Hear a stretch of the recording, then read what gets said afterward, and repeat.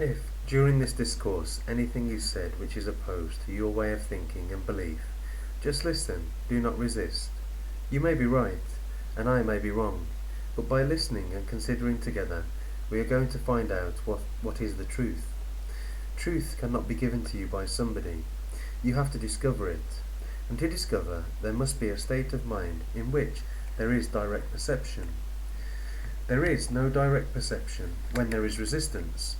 I'm going to point out to you what is, and not translate it according to my fancy, nor should you translate it or interpret it according to your background or training. We can have understanding of what is when we recognize it without condemnation, without justification, without identification. To know that one is in a certain condition, in a certain state, is already a process of liberation. But a man who is not aware of his condition, of his struggle, tries to be something other than he is, which is habit. To follow it, you need a very swift mind and a pliable heart, which are denied when the mind is static, fixed in a belief, in a prejudice, in an identification. And a mind and heart that are dry cannot follow easily, swiftly, that which is. Be aware of it as I discuss it. Follow not my words, but the thought which is active in you. What we are trying to do is to follow each other's thoughts, to pursue as far as we can, as profoundly as we can, the intimations, the responses to our feelings. So please, find out what your response is to this cause, to this suffering, not what somebody else's words are, but how you yourself respond. Society is what you and I, in our relationship, have created. It is the outward projection of all our own inward psychological states. Understanding myself is not a matter of time. I can understand myself at this very moment. When you are interested in something, you do it instantaneously. There is immediate understanding, immediate transformation. When that happens, you are completely without a problem, for then the self is not worried about itself. Before we can have any relationship with another, which is society, it is essential that we begin to understand ourselves first. I consider the earnest person to be one who is completely concerned with this, first, and not with how to arrive at a particular goal. To follow oneself, to see how one's thought operates, one has to be extraordinarily alert to the intricacies of one's own thinking, and responses and feelings. One begins to have a greater awareness, not only of oneself, but of another with whom one is in relationship. Self-knowledge has no end. You don't come to an achievement, you don't come to a conclusion. Only when the mind is tranquil, through self-knowledge, and not through imposed self-discipline, only then, in that tranquility, in that silence, can reality come into being. It is only then that there can be bliss, that there can be creative action. Then perhaps there can be a transformation in the immediate relationship about us, and so in the world in which we live. Society is the product of our relationship, and if our relationship is confused, egocentric, narrow, limited, national, we project that and bring chaos into the world.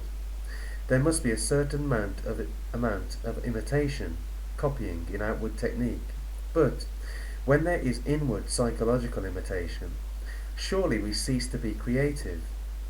One of the fundamental causes of the disintegration of society is copying, which is the worship of authority. The world is our relationship, however narrow, and if we can bring a transformation there, not a superficial but a radical transformation, then we shall begin actively to transform the world.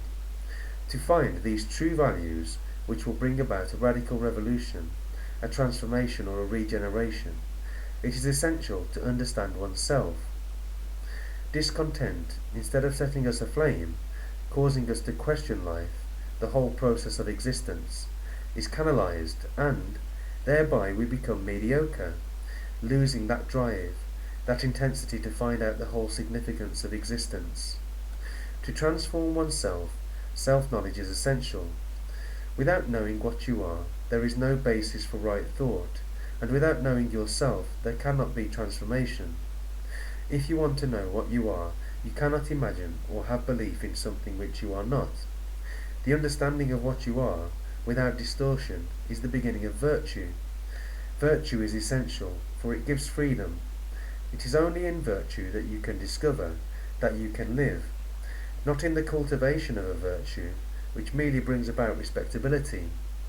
In order to create a new world, a new structure away from the old, there must be freedom to discover, and to be free there must be virtue, for without virtue there is no freedom. And to understand what is, there must be freedom, freedom from the fear of what is. To understand that process, there must be the intention to know what is, to follow every thought, feeling, and action. When one is interested in understanding what is, the actual state of mind, one does not need to force, discipline, or control it. On the contrary, there is passive alertness, watchfulness. This state of awareness comes when there is interest, the intention to understand. If we merely accumulate knowledge of the self, that very knowledge prevents further understanding, because accumulated knowledge and experience becomes the centre through which thought focuses and has its being. When we follow a method, we must have authorities, the teacher, the guru, the saviour, the master, who will guarantee us what we desire. Authority, in its very nature, prevents the full awareness of oneself, and therefore ultimately destroys freedom. In freedom alone can there be creativeness. The understanding of oneself is seeing oneself from moment to moment in the mirror of relationship, one's relationship to property, to things, to people, and to ideas. Creativeness comes only when the self, which is the process of recognition and accumulation, ceases to be, because, after all, consciousness, as the me, is the centre of recognition, and recognition is merely the process of the accumulation of experience. In order to transform the world about us, with its misery, wars, unemployment, starvation, class divisions, and utter confusion, there must be a transformation in ourselves. If we can understand ourselves as we are from moment to moment, without the process of accumulation, then we shall see how there comes a tranquillity that is not a product of the mind, a tranquillity that is neither imagined nor cultivated, and only in that state of tranquillity can there be creativeness. Consciousness is challenge and response, which is experiencing, then terming or naming, and then recording, which is memory. This process is action. The actor comes into being when action has a result, an end in view. The desire to achieve an end brings about will, which is the actor. These three states which constitute experience, the actor, action, and the result, are surely a process of becoming. We are in this state repeatedly, in the state of experiencing, but we always come out of it and give it a term, naming and recording it, and thereby giving continuity to becoming. If an idea shapes action, then action can never bring about the solution to our miseries, because, before it can be put into action, we have to discover how the idea comes into being. Idea is the outcome of a thought process. The response of a memory to a certain experience brings the thought process into action. You have to find out for yourself, inwardly, whether you are acting on an idea, and if there can be action without ideation. That is the only state in which there is understanding, when the mind, based on experience, is not guiding action, when thought, based on experience, is not shaping action. Love is not the thinking about the person that one loves, for then it is merely thought. You cannot think of love. Therefore love is not an experience.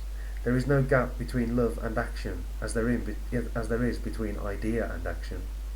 One has to be aware of this total process, of how ideas come into being, how action springs from ideas, and how ideas control action, and therefore limit action, depending on sensation. Only when one can go beyond the bundle of ideas, which is the me, which is the mind, which has a partial or complete continuity, only when one can go beyond that, when thought is completely silent, is there a state of experiencing. Then one shall know what truth is. This, after all, is the truth, to have the capacity of meeting everything anew from moment to moment, without the conditioning reaction of the past, so that there is not the cumulative effect, which acts as a barrier between oneself and that which is.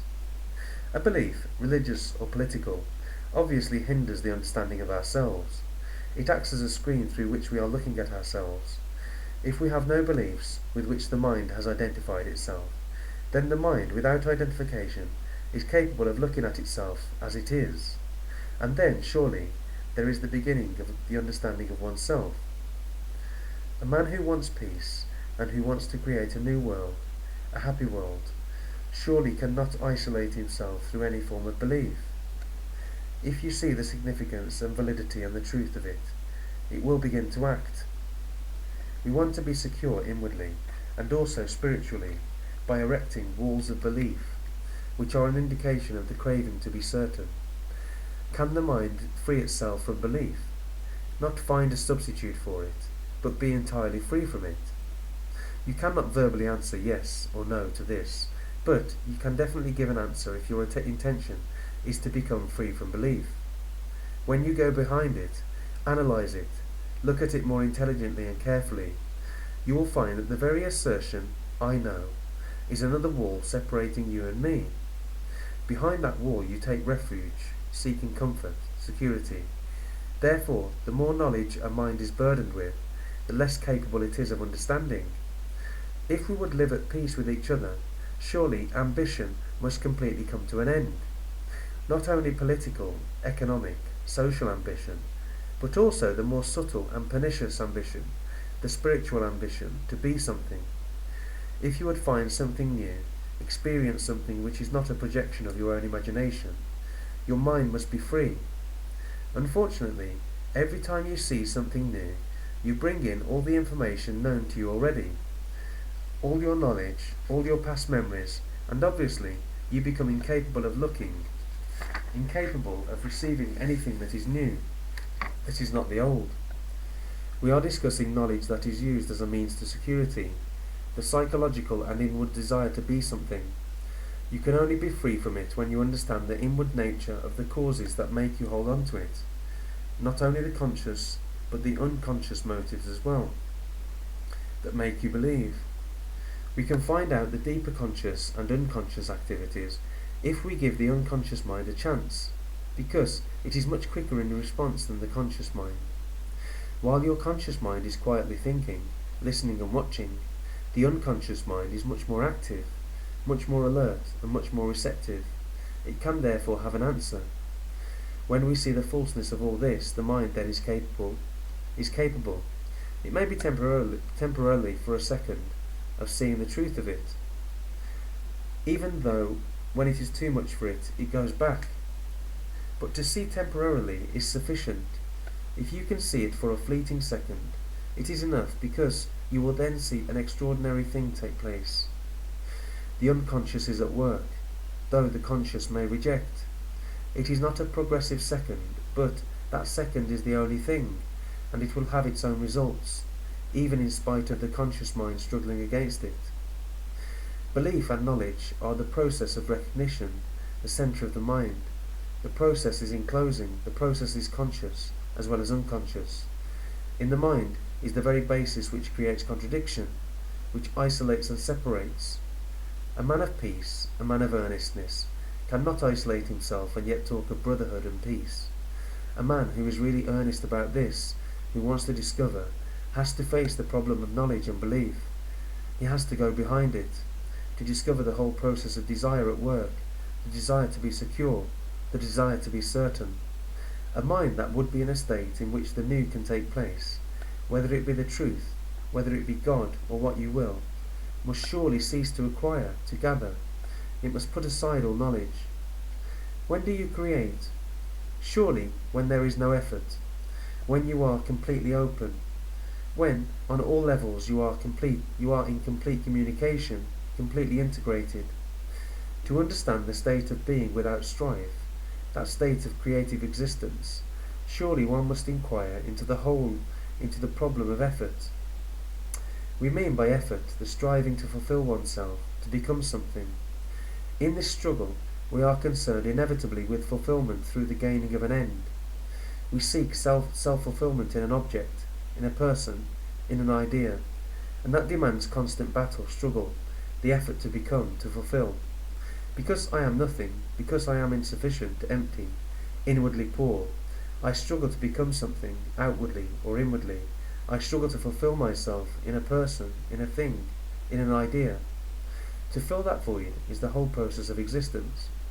There is effort only when there is an escape from that inward void through action, through contemplation, through acquisition, through achievement, through power and so on.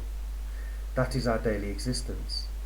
Therefore, action as we know it is really reaction.